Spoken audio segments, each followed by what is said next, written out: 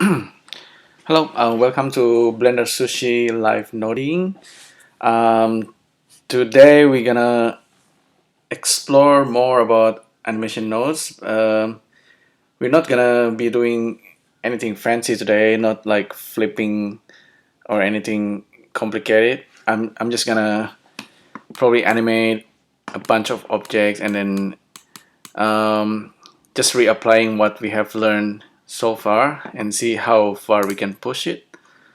Um, yeah, let's just jump into animation nodes.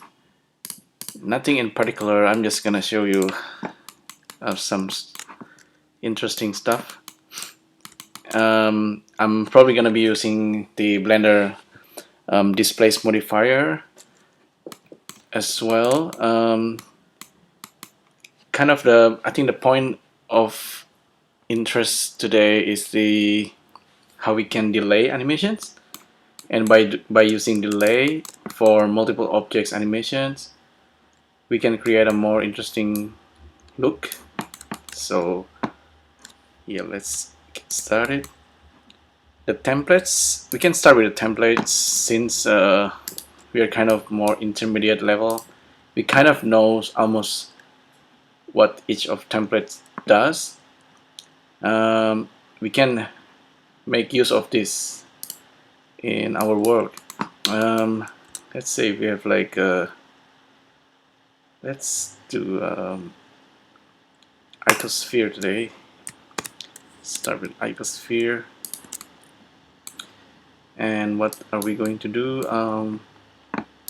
Let's use the transform individual polygons, because we're gonna play with each and every polygon face. Okay, by default, if we load this source object, source mesh, we're gonna get something like, if we create a target, click on the target, that's what we get, right? It's not really interesting, but it's gonna be interesting when we start animating it. Even though it's really simple, but you will see sometimes even just simple animations, and if you're doing it on a bunch of objects, it looks interesting. So that's what we got by default if you are using the template. And so just now I was hiding the source object, and then let's make this go back to default, and then nothing interesting yet. It's gonna be interesting when we add animation, of course. So let's try. So let's have a look under animation list here. Animate number, vector, Euler, etc. The one we're gonna look here is the animate matrix. With animate matrix, of course, we have this node that will do the hard job for us. And we're gonna play with this just two state, start and end. So that's the start matrix position, and that's the end, and that's the result. The time, let's save this real quick. This is gonna be an animation delay, animation delay. Maybe not so interesting, but it's a nice kind of, you observe what it does. So by default, you have the original positions, the original transform, and then the end result. So just two states of animations, and we have nothing because we didn't play with the time. The concept of time here in procedural workflow, this is something you can actually animate. You don't need to depend on time. You can really animate this at any point in time. But for our purpose, just maybe keyframe it.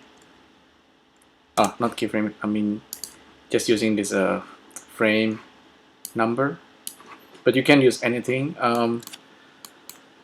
Even you can trigger using any kind of value basically.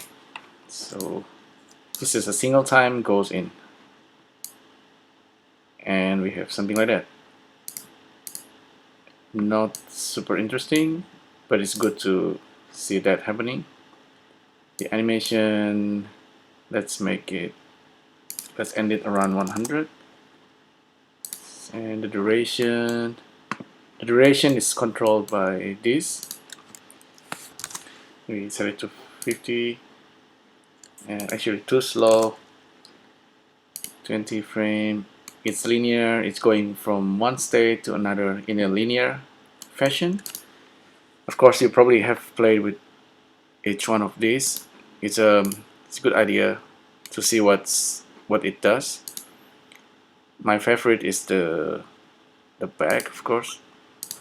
So let's give a little bit of kind of what do you call it? Not overlap, like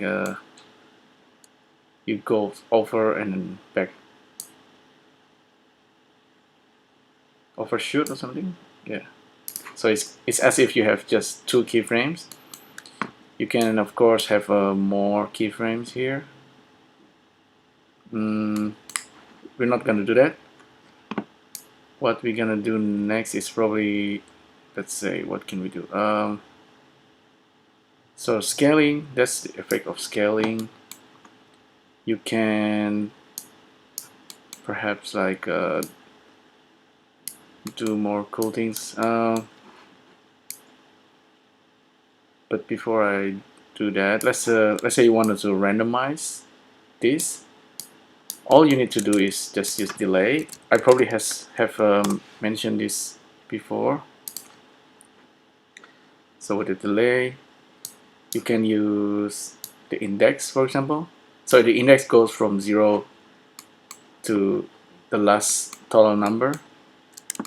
How many faces do we have? So it's like 160 faces. So the index, because it knows how many polygons we have, it's gonna go from 0 to 160. And at this moment, the polygon face really doesn't have any particular order, but as you know already, we can kind of reorder it using sort list, and we order the list, okay, blah blah blah. Okay, directions, I'm still not quite sure what key does. Key string, something telling me that I need to investigate this node more. Directions, of course, custom keys for element. Don't worry about that. I guess just use direction for now. So directions, we can tell it, okay, 001 means we're gonna go like we are sorting the polygon face from using that kind of axis direction. So that's what we got now. So it's slightly more interesting to look at. Yeah, it's really simple. The animation is super simple for each one of them, but since they are like different objects and different phase, and then it's scaling at the slightly different time, they look a little bit more sophisticated. You can also kind of randomize or shift it, but you can do that using random, of course. Let's say if you randomize, if we have like a random number, yeah, so we're gonna have like a random number.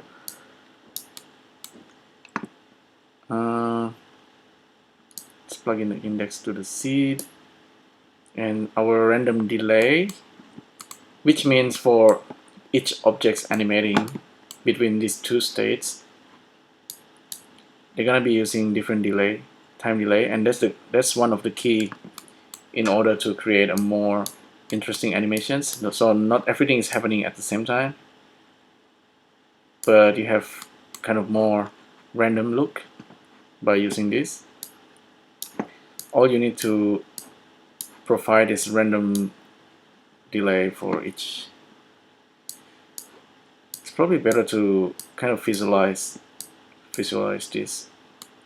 So the durations we gonna need is from 0 to 20, I guess. So we can hide this. This is the state, the start state. Let's have a look at the time, the actual time. So debug loop. So index. Let's plug in the index. Okay, we don't need to plug in the index. Time. Let's have a look. So that's the time for each of the face. Turn on the numbering. So from the beginning we can see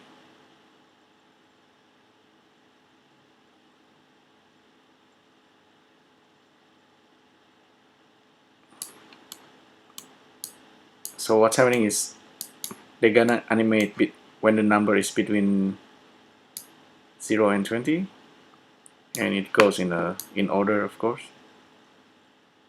And now we're gonna randomize it using random number. Let's say between -10 and 10, and we're just gonna use math.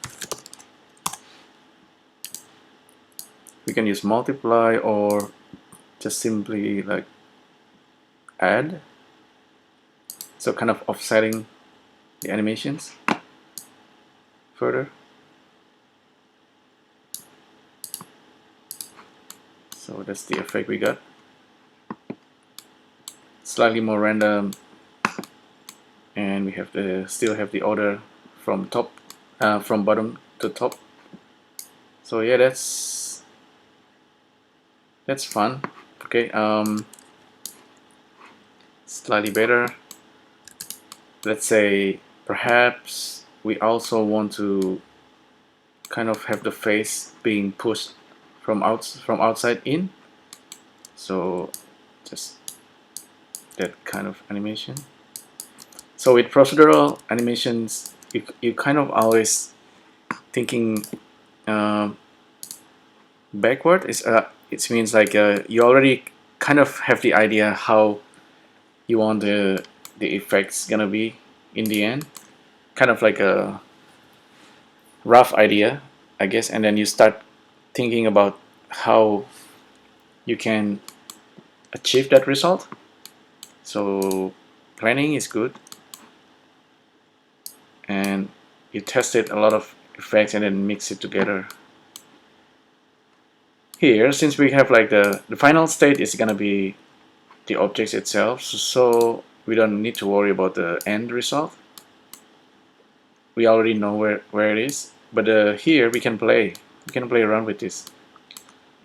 Let's say with the translation at the very beginning, we can't see it, but maybe I turn it all to 1 first, and then I'm probably gonna push it using the polygon normal, so that's useful. That's always useful. The polygon info nodes. Yeah, polygon info node. Get the polygon face. For each face, we can find out the normal. We can plug it in, and it's looking like that. We can push it further using vector scale. Scale vector. Okay. Scale vector and we can push it further like that, and then that's what we're gonna have. So before and after, like that. And with the scale, start from 0, this effect is gonna look much more sophisticated. It's kind of all these faces coming from nowhere and then going in. Kind of neat effect, and then it's really super simple to create. And perhaps you want to further randomize the scale, you can do that, of course. Just plug in the random to there. Now you probably can also make the rotations kind of like randomize the rotations when it's started. So let's turn on the scale again, and then maybe just randomize the rotations. We're gonna use a random Euler or Euler. I don't know how to pronounce that. So plug that in. So a lot of random happens, but you kind of know what it's doing. After a while, random is random. Sometimes you want it random, but less random. That can be more interesting. So that's what you get. Can't see much of the, so since it's already from the rotations goes to the final rotations really quick, you can't really see it. Probably we could like wiggle the rotations instead of random Euler. Let's use wiggle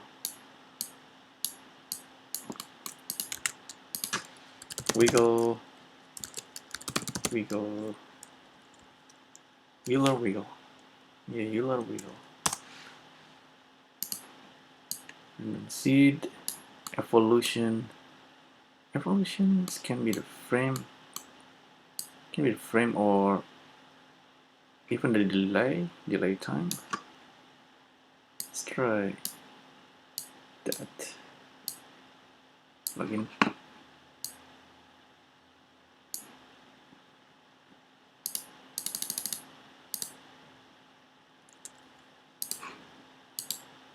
Can't really tell.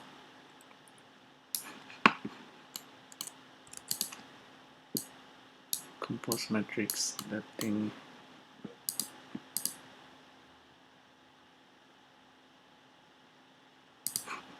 Maybe if I make the scale to 1 and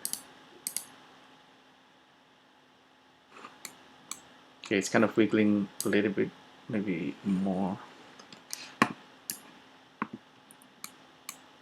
Yeah, that's better with a more amplitude there, and speed can be slow. So it's kind of, they're floating in the space, and then suddenly they are forming this structure. It's kind of nice effect. Yeah, and you can also use a vector wiggle, I guess, for the position, because I kind of imagine it's like in the space, and then they're floating, and then suddenly it's forming a structure. That's the story you want to tell. And then what do we have here? To evolution. Here, as you can see, I'm mixing a lot of numbers, so I'm not replacing it, but I'm mixing it with things like add or scale. So at this moment, for example, this normal vector, I'm scaling it, and then we're gonna use add here, add, and plug it in. So now it's more random. It's kind of, they're all floating and then they're forming our icosphere, and we can now turn the scale back to 0. So yeah, so that's the effect we got. Really simple, and then everything is logical, step by step.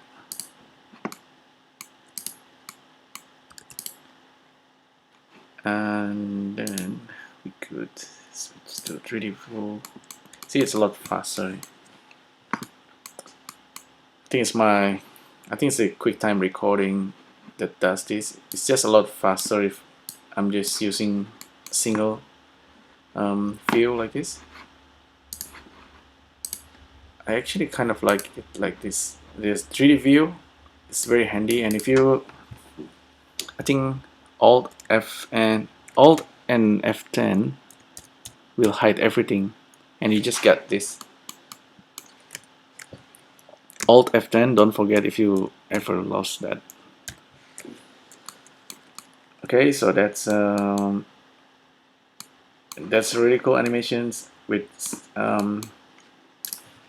really simple method. And let's, if we get back to the compositing, we can replace this with anything, maybe like Suzanne, I guess. We don't need to calculate this every single time, just when the frame is changed, do the animation, so it's a lot faster too. Save this. Let's try Suzanne monkey head.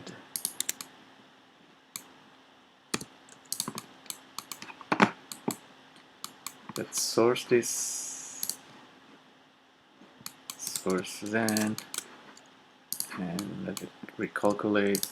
So that's the final. And if I scrub through, I can hide Suzanne, and then now we get this effect. Alt A, so it's forming.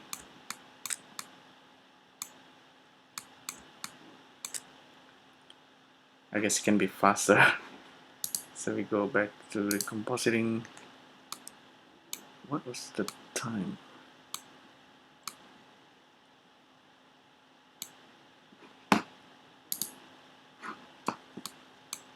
You can actually speed up the time here.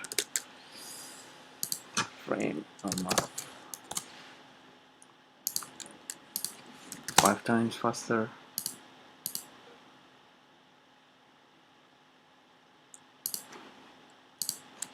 Times.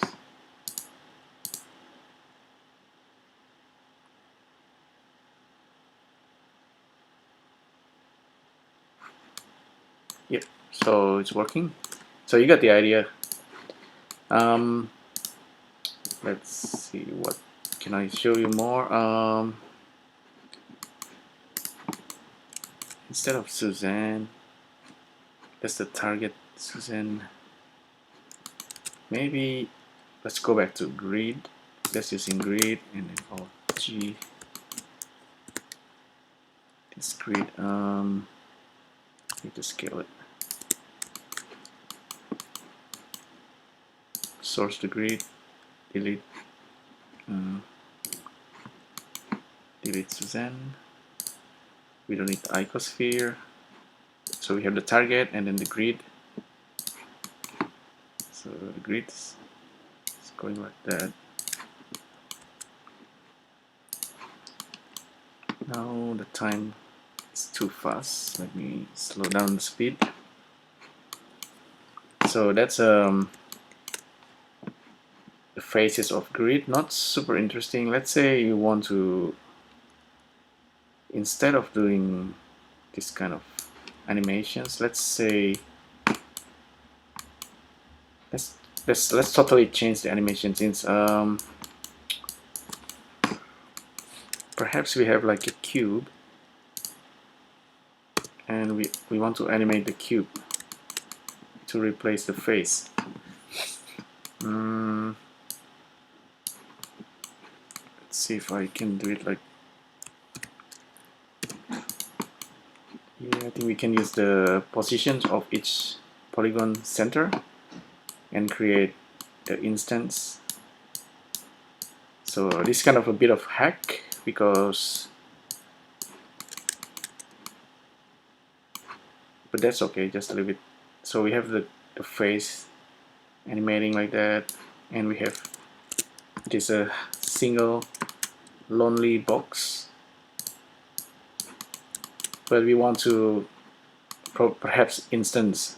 So we have this animation already, right? And then suddenly some maybe your director or your client say, hey, instead of face, I want to animate this box forming this structure.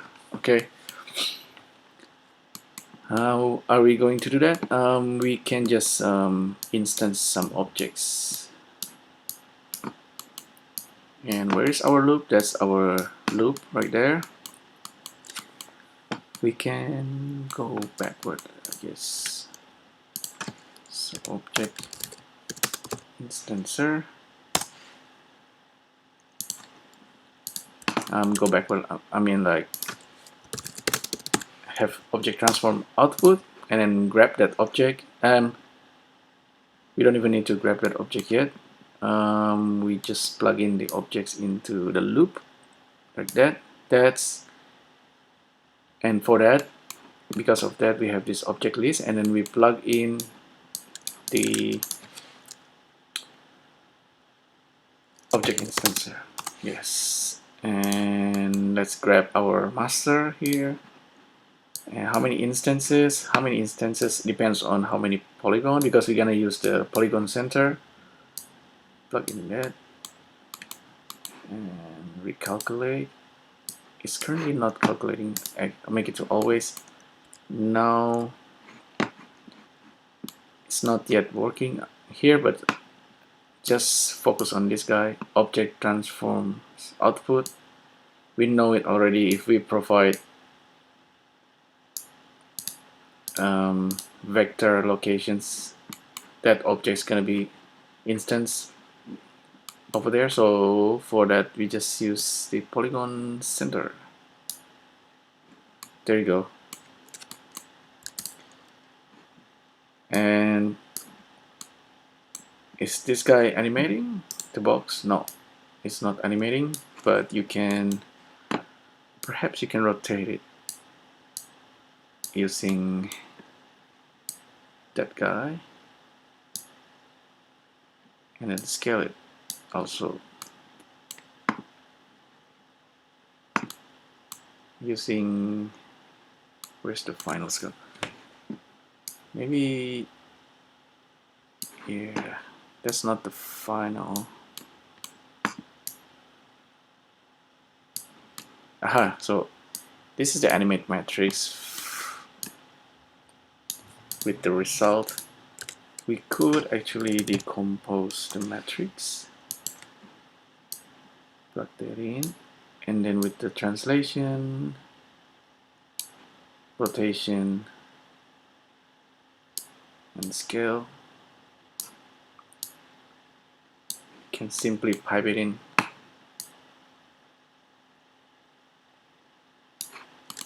Okay, rotations maybe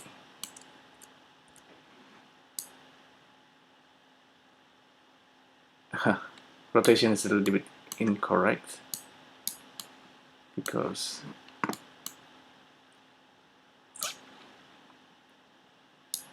do it like that. Scaling is working. Rotation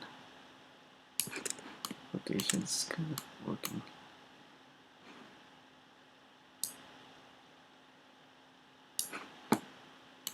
Because they're pretty much the same number of objects. Looks like the rotation is not really working.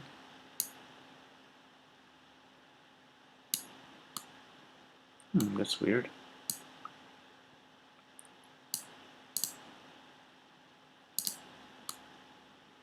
Let's check.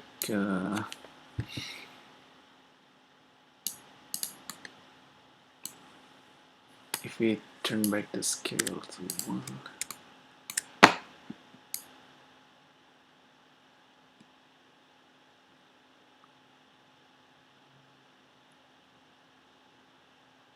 Okay.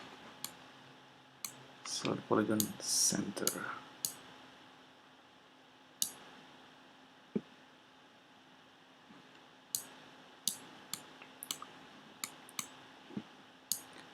It's funny that the translation doesn't work as expected.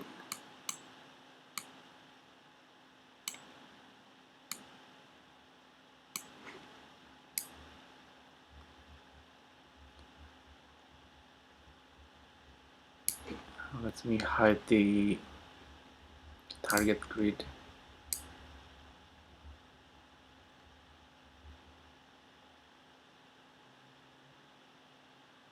It's going to 0, 0, 0. There must be a way to make this work, like sort of the final state is 0, 0, 0 for each phase, but for this guy, um,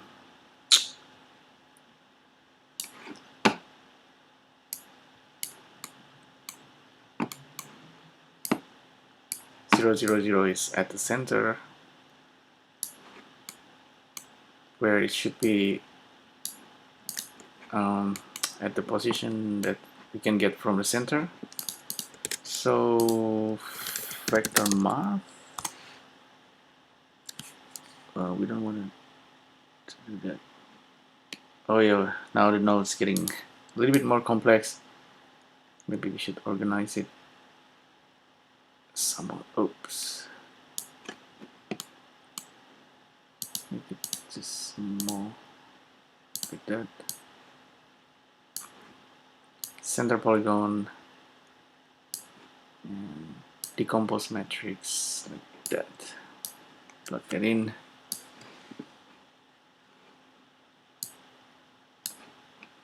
Set object. Plug this in. So that's kind of working. Okay, the instancer has a lot of lines. That's the relationship lines. We can hide it. Tap U and hide relationship lines. Save this. And now let's go to 3D view full. You can have a look at the animation. So there you go. It looks like really sophisticated animations, but it's actually rather simple. It's all procedural. There is no simulations involved, and yeah, this is something you can use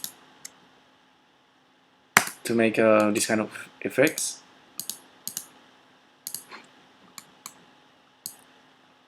By now, that's a little bit complex, but at this stage you don't need to worry about this too much. You can perhaps create like a group node to gather all the attributes that's interesting for the animators. Let's see what else we can do with this. One more thing. Let's do one more thing. So we have the mesh grid.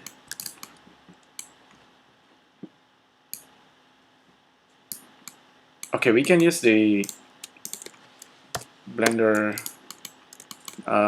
Displace Modifier just to add an extra layer of control. You could actually add 2 different controls, so one more control for animators so they can have like a trigger effects. But for now, I'm just gonna use like kind of like a texture to add more delay.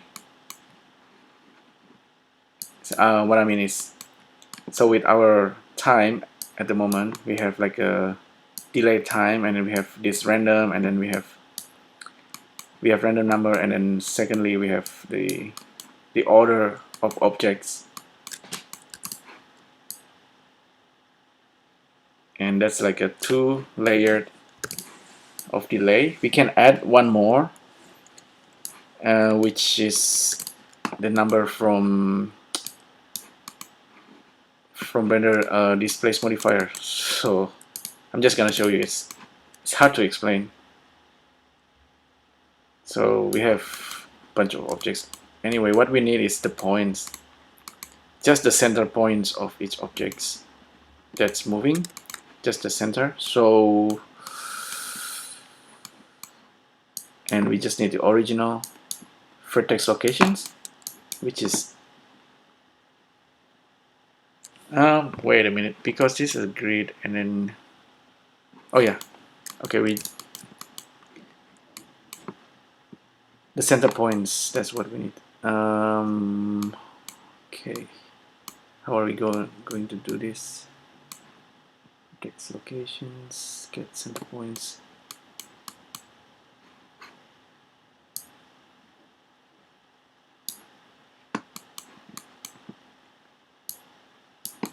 I'm gonna output the center points here. So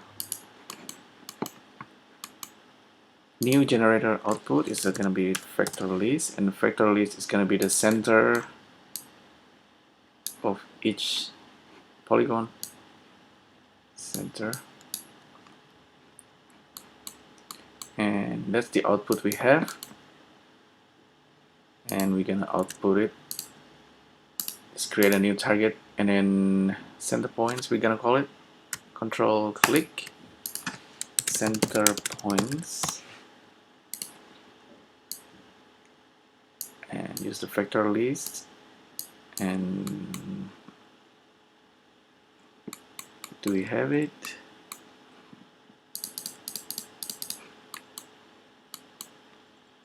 Vector list, did I plug that in?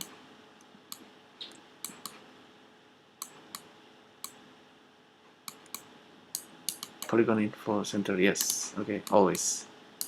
That's what we need. Stop that. Or I can just execute node. So now we have the center points of each object, and that's we're gonna use the points just like in the previous videos. I'm just putting it all together.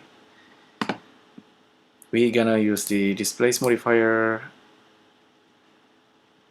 and where is it? Okay, Displace Modifier, and then create a texture.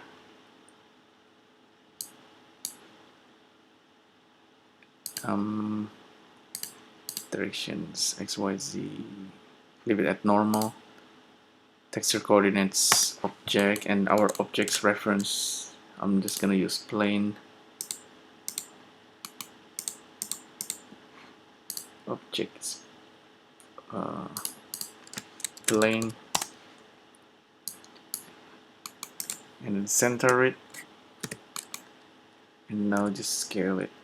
So the plane will be the reference for the texture. We can hide this guy as well, and then these points, it's gonna be texture. Let's get a marble. Marble can be interesting. Sharper, soft. 0 the marble. So that's what we have.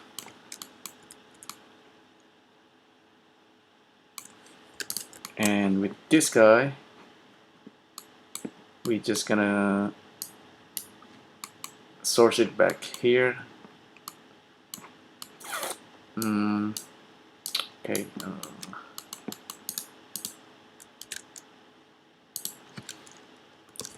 Object mesh.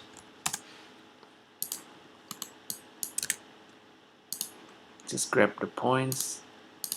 Second one, use modifiers. And since this guy is expecting vector, it's outputting vector, and we're gonna use a vector distance, or yeah, vector distance, and we have to do it inside the loop. So let's bring that into the loop, and let's do that. A and B. Yeah, A and B is a good name. Let's put A and B, and with the distance we can add it to our delay. Maybe actually just cut that, and then with the delay, see if I just plug that in, see what happens.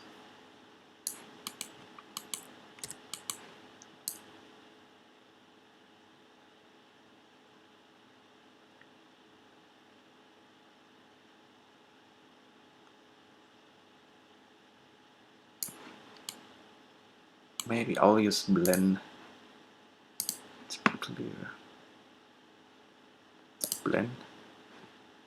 It's a bit clearer. And multiply the delay with 10. You see the effect is now kind of blending. It really depends on how the texture looks like. So that's blend. If I make the texture like a circular, radial, not like radial, yeah, radials can be interesting. So radial, see it's going like a radial. See it's like that and like that. There's also circular or linear, diagonal, yeah, diagonal. It's doing it like that. Linear, radial, spherical.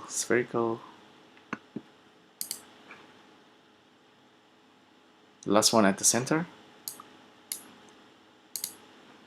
Maybe there's also invert or clamp. It must be invert somewhere. You can do it in the displacement, of course.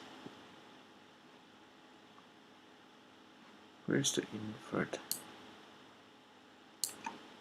I forgot.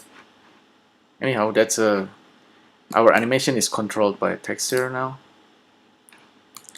I believe we can simply multiply it or offset it using, so it's kind of random and then radial now, and then also, yeah, all sort of stuff, interesting stuff happening. See, by now the effects really quite complex looking. But if you like rewind everything, all my recording, and then you can tell each one of effect is procedural. Let's see how long. Okay, I cannot tell. This radial, let's say, if I change it to cloud, it will change. Totally change. And you can use this for the voxel 3D or any kind of structure you have, and then you just apply these effects and it just happens. You know, it's like it's almost like preset, because this is that's actually quite complex in itself. If we say So we have the grid here. What if we have the torus? Yeah, I'll try it on UV. Let's see. Increase the size.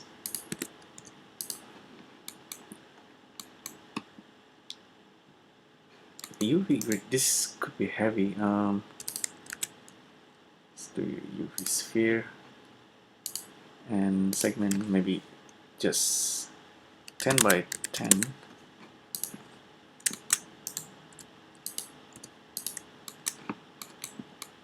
And source that. Rewind. See what happened.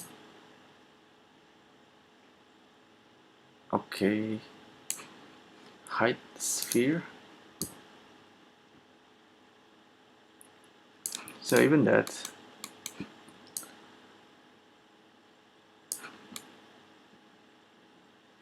Okay. Somewhat we are not having those in. Maybe the animation is finished too fast. Make it 200. Just need to adjust the whole animations.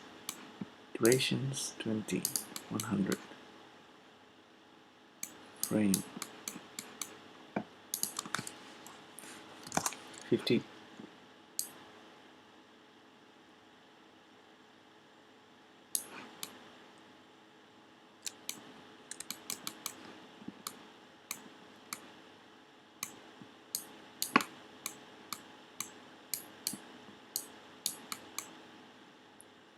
Maybe you have to recalculate that.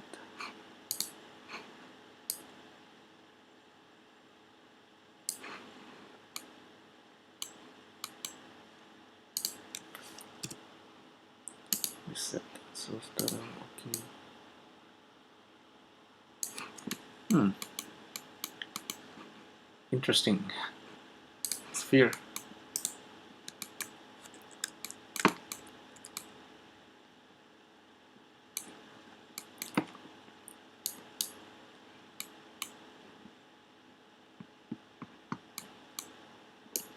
Kind of incomplete. Sphere, yes, modifier, polygon. Number of polygon goes into the cube.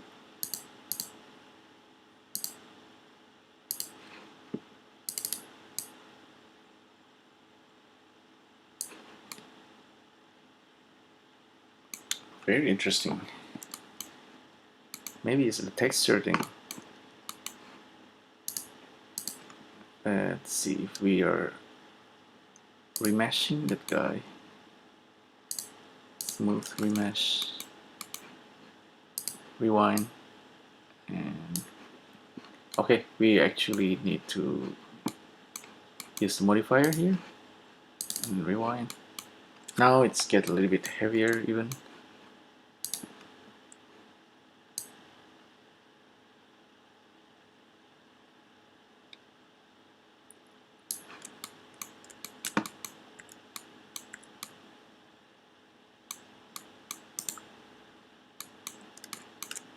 So that's also interesting.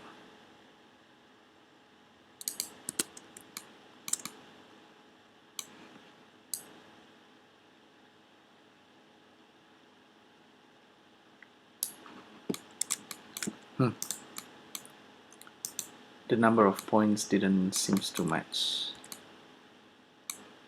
It's in the points. How many is vertices? 8,773 vertices.